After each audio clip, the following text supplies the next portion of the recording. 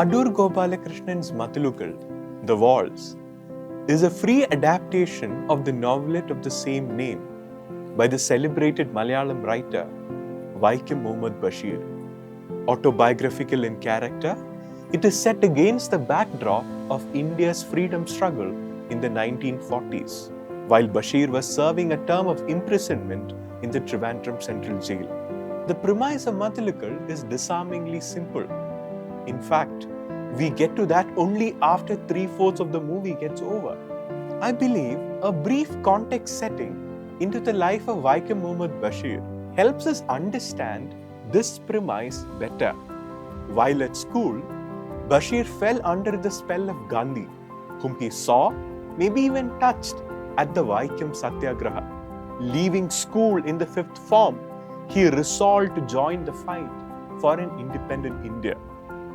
Freed after his prison sentence for partaking in the salt satyagraha at Kozhikode, Basheer later joined the revolutionary movement and edited the journal Ujjivanam, or Uprising. Because of an arrest warrant issued against him, he left Kerala and returned back 7 years later, when he was arrested again and condemned to a spell of rigorous imprisonment in Trivandrum Central Jail. In the movie, Basheer is seen spending his days in the prison, writing, tending his rose garden, and sharing banter with other inmates and even the prison guards. One day, a voice calls from beyond the wall, Narayani, a woman in the neighboring women's prison. They exchange gifts and their hearts without meeting each other. Narayani then comes up with a plan for a meeting. They decide to meet at the hospital a few days later. But before that, Basheer is released unexpectedly. For once, he does not want the freedom he had strived and craved for. I was reminded of a moment from When Breath Becomes Air, the memoirs of the late Paul Kalanithi. My brother Jeevan had arrived at my bedside. "You've accomplished so much," he said. "You know that, don't you?" I sighed.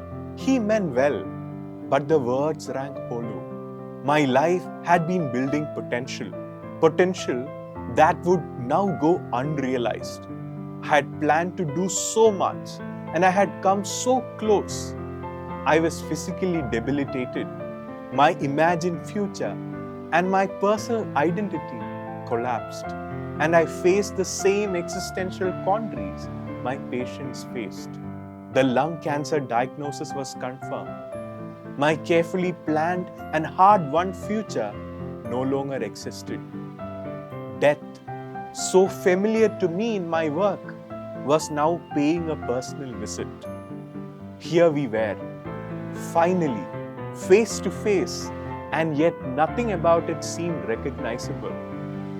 Standing at the crossroads, where I should have been able to see and follow the footprints of the countless patients I had treated over the years, I saw instead only a blank, a harsh, vacant, gleaming white desert, as if a sandstorm had erased all trace of familiarity.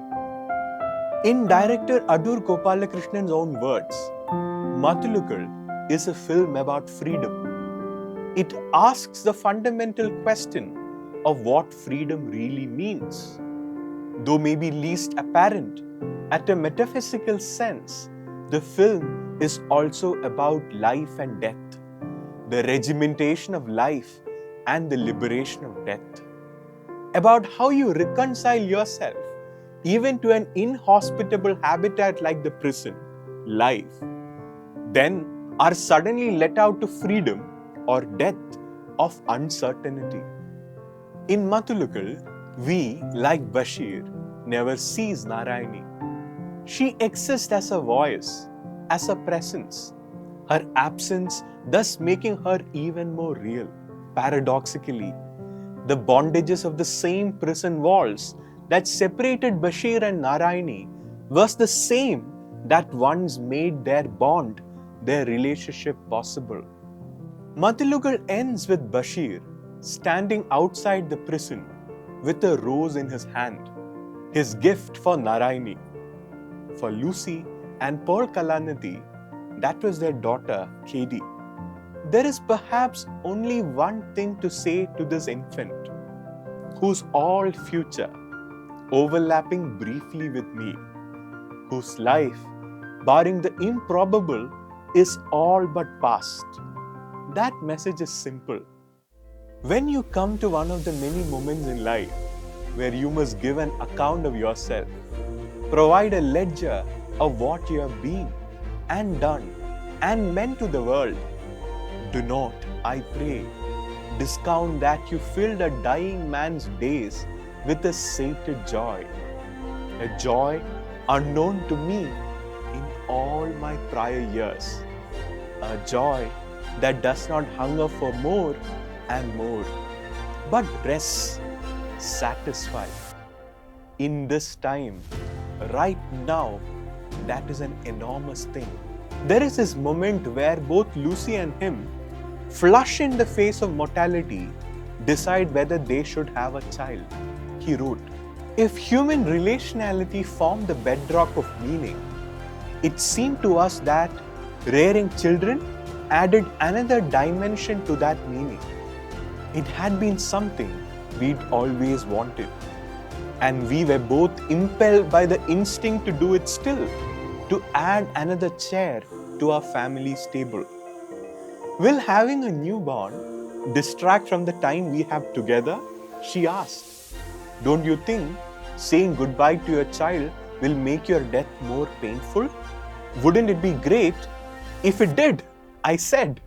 Lucy and I both felt that life wasn't about avoiding suffering.